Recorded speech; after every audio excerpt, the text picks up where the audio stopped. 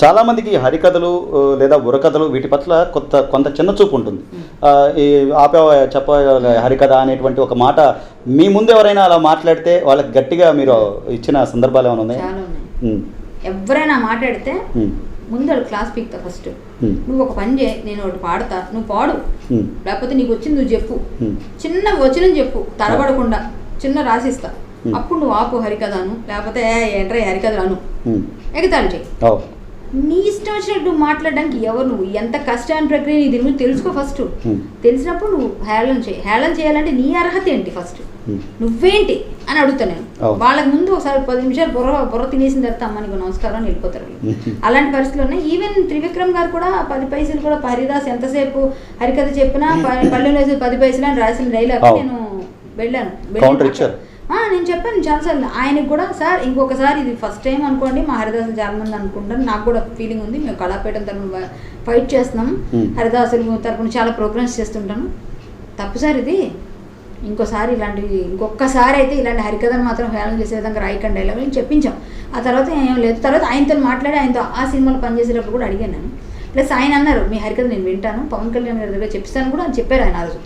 అయితే ఆయన అన్నారు, బట్ ఆ తర్వాత నేను పవన్ కళ్యాణ్ గారిని కలిసినప్పుడు కూడా నేను చెప్పాను, నేను హరికథ వింటానమ్మా, ఆయన కూడా అన్నారు మరి టైం రావాలి, మేబీ చిరంజీవి గారు అందరికీ తెలుసు, ఆయన కూడా వింటారు, మా సర్కిల్లో తెలిసిపోతుంటుంది. ఇప్పుడు నేను ఆల్రెడీ అందరూ తెలుస్తుంటుంది కదా, ఈ గొడవలు అన్నట్టు చూస్తుంటారు కాబట్టి ఏంటి అనేది ఆటోమేటిక్ తెలుస్తుంది. సో అది పవిత్రమైన వృత్తి కాబట్టి డైరెక్ట్ గా త్రివిక్రమ్ గారికి వార్నింగ్ ఇచ్చానంట. మొన్న ఒక సినిమా ఇంకా రిలీజ్ కాలేదు, సంపూర్ణేష్ బాబు హీరో, అందులో కూడా ఆపమ్మ నీ హరికథలు అని డైలాగ్ పెట్టారు. ఈ డైలాగ్ మీరు ఉంచితే మీ మీద నేను కేసేస్తాను చెప్పి మరీ డబ్బింగ్ లో చెప్పొచ్చా, నేను చెప్పొచ్చా ఈ హరికథ ఆపమ్మ అని నువ్వు పెట్టింది ఉంచితే పృథ్వీరాజ్ చెప్తాడు ఆ డైలాగ్ ఆయన, ఈ డైలాగ్ మీకుంటే మీ మీద కేసు పడుతుంది, మీరు రెడీగా ఉండండి చెప్పాను డైరెక్ట్. నేను అందులో యాక్ట్ చేశాను, అది నేను అది కూడా చెప్పొచ్చాను. అంటే నేను వదలండి హరికథని ఎవరు తక్కువ చేసి నేను ఒప్పుకోను, ఏమైనా పర్లేదు దానికోసం ఫైట్. అలాగే కరాటే కళ్యాణి గారి వైవాహిక జీవితం మీద అనేక రూమర్లు ఉన్నాయి.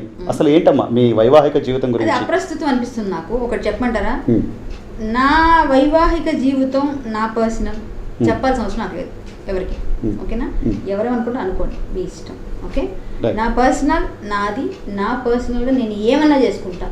మీ ఇంట్లోకి వచ్చి నేను ఏం అడగను, మీ ఇంట్లోకి వచ్చి నేను చెప్పను.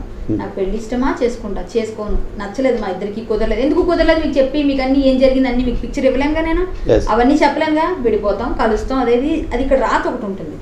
అన్నీ ఇచ్చేస్తాడు ఆ భగవంతుడు, కలర్ ఇచ్చేసి, హైట్ ఇచ్చేసి, మొహం ఇచ్చేసి, టాక్టివ్ అనేసి మంచి టాకింగ్ పవర్ ఇచ్చేసి, తర్వాత అది ఇచ్చే ఇది ఇచ్చి అన్ని ఇచ్చేసి అన్ని ఏదో ఒక దగ్గర లోపం పెట్టిపోతే రామా అని అంటామా మనం, అన్నాం కదా. కాబట్టి ఎక్కడో పెట్టాలి కాబట్టి ఇక్కడ పెట్టాడు, సరే నాకు నచ్చింది. ఇప్పుడు నేను చెప్పుకున్నాను అనుకోండి, కొన్ని విడిపోతాయని మా ఇంట్లో వాళ్ళు కొంచెం చెప్పకుండా దాచాలని చెప్తారు. ఎవరేం చెప్పినా అండి నా పర్సనల్స్ గురించి ఎవరికి చెప్పాలి, డిస్క్లోజ్ చేయాల్సిన అవసరం నాకు లేదు. బట్ ఎవరు ఏం మాట్లాడుకున్నా దాని గురించి నాకు సంబంధం లేదు, నా పర్సనల్ గురించి మాట్లాడే హక్కు మీకు లేదు. ఇదే నా సమాధానం ఎవరికైనా.